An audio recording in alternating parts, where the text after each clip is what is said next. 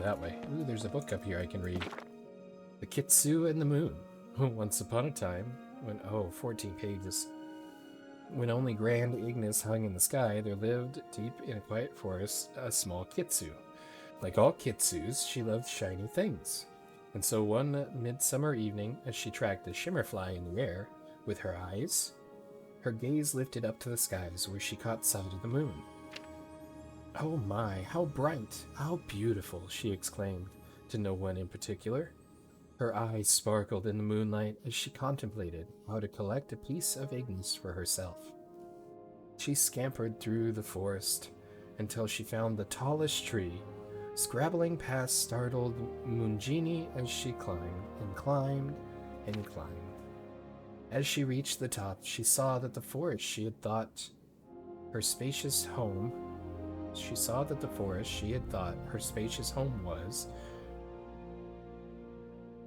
was just a small patch of trees in a much larger landscape. As she looked up hopefully at the moon, with her ears perked up, she realized it seemed just as far as it had when she had been on the ground. The tips of her ears drooped, just a little, but as she dropped her gaze from the sky, she saw a cliff in the distance, taller than the tree on which she perched. And so off she went, scampering down the tree and over toward the cliff in the distance. As she got closer and closer, she realized just how big a task she had ahead of her. The cliff rose higher and higher, until at last she was at its base, looking up at an incline that seemed to reach all the way to the very same moon she wanted to catch. The Kitsuu puffed up her chest and started on her climb. Onward and onward she ran, upward and upward she climbed, and yet further and further the moon seemed to be. As she got close to the edge of the cliff, the Kitsuu flopped down in exhaustion and bewilderment, for she was no closer to the moon than she was at cliff's height ago. Drained of all her energy, the Kitsuu slept for a while, and when she woke from her well-earned slumber, it was light out, and the moon, while still beautiful, was not the only light illuminating the landscape. And there was so much to see. The little Kitsuu had not realized how vast the world was, and how much there was in it. As she scurried along the cliffside, the mossy side she had climbed gave way to a darker, sharper edge. She slowed to a careful crawl, and peering over the edge, she saw that the cliffs here ended by plunging into a soft bed of sand, punctuated by the occasional rock formations. Every so often, one of the formations burst forth with a geyser, shooting into the sky, and as she watched one erupt, she realized that she was looking up at the top of it. Gasping in delight, she took a deep breath, puffing out her chest once more, and waited for the geyser to drop below her. Before she could change her mind, she gathered up all of her tiny courage and flung herself over the edge as the geyser erupted once again. As the Kitsuu was launched into the air, she had a moment of vertigo as she flipped and flipped head over tail, tail over head, with a splash of sideways, almost overwhelmed by the dizziness. She channeled her inner silver wing and spread her limbs taut, so her thick fur could stretch out and catch the air, letting her gently hover above the peak of the geyser.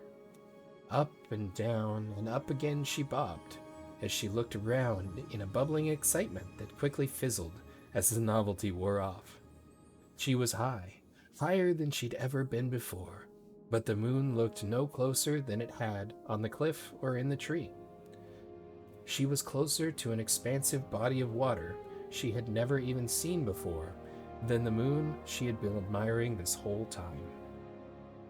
The ocean glistened all over as it undulated in the wind, so vast she couldn't see it in its entirety, and while she had to admit that it was beautiful, her heart was still set on the moon, and it still seemed impossibly far. In fact, it was hard to keep her beloved moon in sight as she bobbed up and down, up and down. She couldn't stay up here forever, As relaxing as it was, she was still stretched taut, and as she contemplated her next move, she saw a mountain whose peaks disappeared into the clouds. Surely that was where she would be able to meet the moon. So she pondered and plotted, and the next time the geyser shot her into the air, she aimed herself at the mountain, stretching her paws as far as they would go, and then stretched just a bit farther than that, and glided as best as she could toward the nearest geyser. And so she made her way, geyser to geyser, shooting up, sailing through the air, bit by bit, towards the mountain off in the distance. Eventually, she found herself landing amongst the trees growing from the base of the mountain. Puffing up her chest one last time, the fur on her chest rippling with energy, she began to climb once more. She scampered across the ground. She scurried up trees. She climbed small cliffs. She glided through the air. Until one day, as the sun was setting, she broke through the last of the trees and found nothing else above her. As the last of the wash of pinks and oranges faded from the sky, and the moon brightened above her, she knew she had made it. She had reached the top. Her ears twitched as she looked up triumphantly to greet the moon.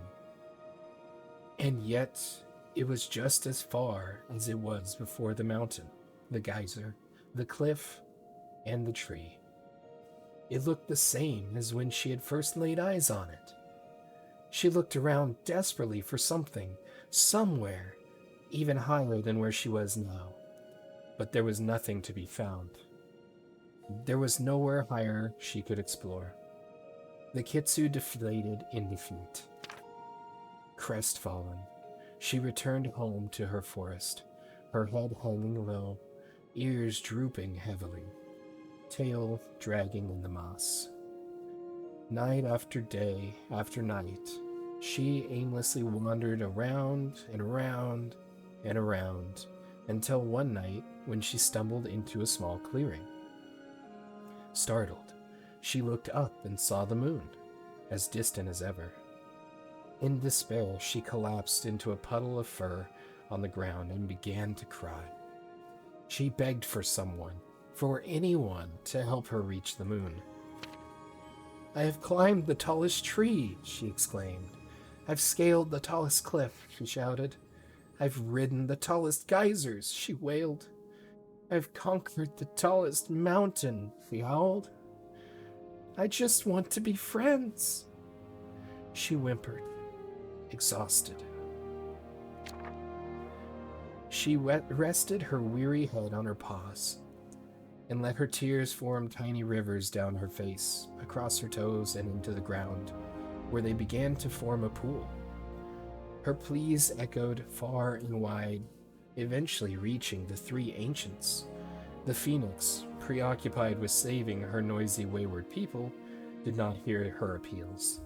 The chimera, his far and quiet solitude broken, turned to face away from the chittering noise and watched instead the technological marvels his inventive and clever people had begun to develop.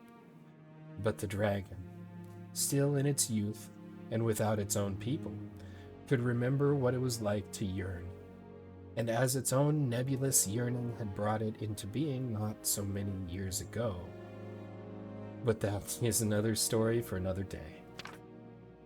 And so the dragon took pity on the poor Kitsuu, gathering the dust of the stars and shaping a small, humble moon in its claws, carefully balancing it in the sky above the pool that had formed from her tears.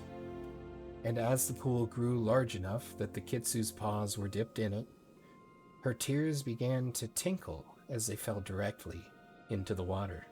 Startled by the sound, the Kitsuu looked up, and lo and behold, she saw the reflection of Luna shining back at her. "Why, hello!" she exclaimed happily, circling the edge of her pool around and around, while the moon stayed centered and full, beaming back at her in delight. The dragon spoke then, its voice a deep rumble that she could feel throughout all her fur and whiskers. Your new companion, it explained, will wander just as you have wandered, but will always return, just as you have returned. You are no longer alone. And as it watched the Kitsuu settle down into a happy, peaceful slumber lit by the 2 moons, it began to contemplate its own loneliness. But alas, that is yet another story for yet another day. So that's a cool little story, and just to think about the fact that the producers, the people that created this game, Singularity 6, they had to write this whole story, and that alone is phenomenal. And I enjoyed it. That's a nice story. I hope you guys enjoyed my reading of that. I'll probably end up clipping that into a short video. So that was The Kitsuu and the Moon.